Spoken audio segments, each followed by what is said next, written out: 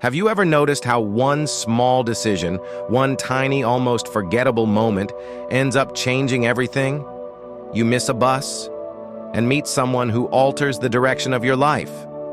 You lose a job and suddenly find yourself building something that feels more like you. You move to a new city, and the person you become there feels like someone you've been trying to remember all along. People call it coincidence. But what if coincidence doesn't exist? What if everything, every detour, delay, heartbreak, and yes, even the pain, is part of a much bigger design? This video isn't about blind faith, it's about patterns. Because when you zoom out far enough, life starts to look less like chaos and more like choreography. There's a concept in chaos theory called the butterfly effect. The idea that a butterfly flapping its wings in Brazil can start a chain of events that leads to a hurricane in Texas. It's poetic, but it's also real physics. Small causes create massive effects, and they ripple outward in ways that no human mind can predict. Now think of your life as a web of causes and effects. Every choice, every person you've met, every heartbreak, every victory. They're all connected by an invisible thread. Sometimes, it's only years later that we can trace the pattern back and say, oh, that's why that had to happen. In psychology, there's a similar idea called retrospective coherence. It means we only make sense of events after they happen. But that doesn't mean there wasn't meaning all along. It means that meaning unfolds. You don't find the meaning. You grow into it. There's a story about Steve Jobs that perfectly captures this. When he dropped out of college, he started auditing random classes. One of them was a calligraphy class. Completely useless, right? Except, years later, when he was designing the first Macintosh computer, that calligraphy knowledge became the reason personal computers had beautiful fonts and typography. At the time, it looked random. But in hindsight, it was precision. Jobs once said, "You can't connect the dots looking forward. You can only connect them looking backward." And that's what we often forget. When we're in the middle of the story, everything looks meaningless. But when we zoom out, we see every setback, every rejection, every mistake was a dot in disguise. Now let's go deeper. In quantum physics, there's something called the observer effect. The idea that simply observing a particle changes its behavior. Reality doesn't fully exist until it's observed. It responds to consciousness. That means reality is not a fixed structure. It's participatory. You're not just walking through life, you're co-creating it. When you begin to see life through that lens, everything happens for a reason. Isn't just spiritual comfort. It's quantum logic. Your consciousness, your emotions, your attention, they're constantly entangled with the field around you. Every thought is a frequency.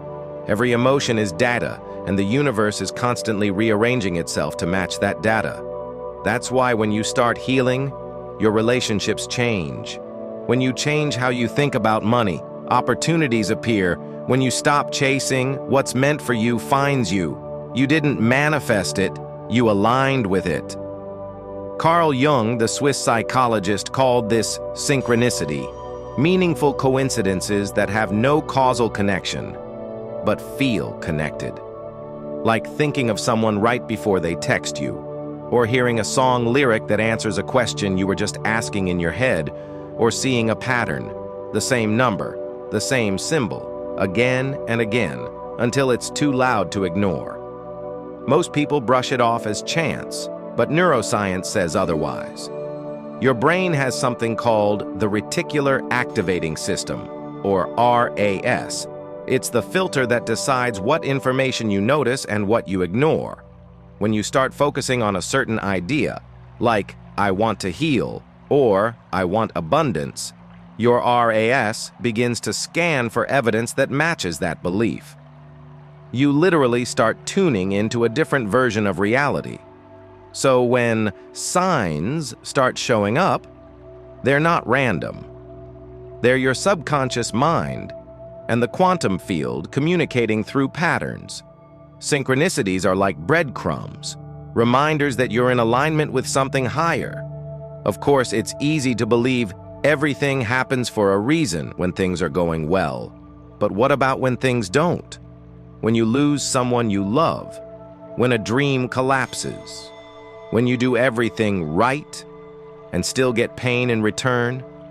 It's in those moments that we forget the bigger picture. But here's what I've learned.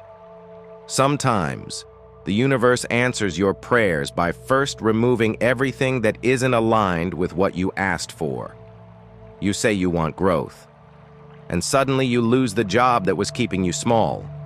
You say you want love, and suddenly you're alone, forced to meet yourself first. You say you want abundance, and suddenly you're tested with scarcity to teach you how to trust. It's not punishment, it's preparation. There's an intelligence in the chaos, but the only way to see it is to stop resisting and start listening. So, how do you actually work with this? How do you manifest more easily without forcing life to bend to your will? Here's what I've learned, both from science and from experience. 1. Detach from outcomes. When you obsess over control, you collapse possibility. Quantum physics shows us that infinite realities exist, but only one becomes real when you observe it with certainty. So when you say, "It has to happen this way," you're actually closing the door to how it could happen too. Ask better questions. Instead of, "Why is this happening to me?" Try, "What is this teaching me?" Your mind is a search engine. It will find whatever you ask for. 3. Follow curiosity. What you call intuition is often your subconscious scanning millions of data points faster than logic can. When something pulls at your curiosity, that's often the thread leading to your next chapter. 4. Rehearse the feeling, not the goal. Visualization works not because it's magic, but because your brain doesn't know the difference between imagination and reality. When you repeatedly feel the emotion of what you desire, joy, peace, gratitude, your nervous system reprograms itself to attract experiences that match that state. 5. Trust divine timing. In nature, nothing blooms all year round. Winter isn't punishment, it's incubation. When nothing seems to be happening, everything is happening beneath the surface. Even algorithms operate by this principle. Think about it. YouTube, TikTok, Instagram, they all show you more of what you engage with. You click on fear-based content, you'll see more fear. You click on expansion, self-growth, abundance, you'll see more of that. The universe works the same way. Your attention is your algorithm. Whatever you feed energy to, positive or negative, multiplies. So the question isn't, is manifestation real? The question is, what am I feeding? Because reality isn't happening to you. It's reflecting you. Everything that has ever happened to you, every heartbreak, every victory, every delay, has been an invitation, a coded message guiding you toward your higher self. You don't attract what you want. You attract what you are. And the universe? It doesn't speak in words. It speaks in patterns. The sooner you stop labeling events as good or bad, the sooner you'll start seeing them for what they truly are. Necessary moves in the choreography of your evolution.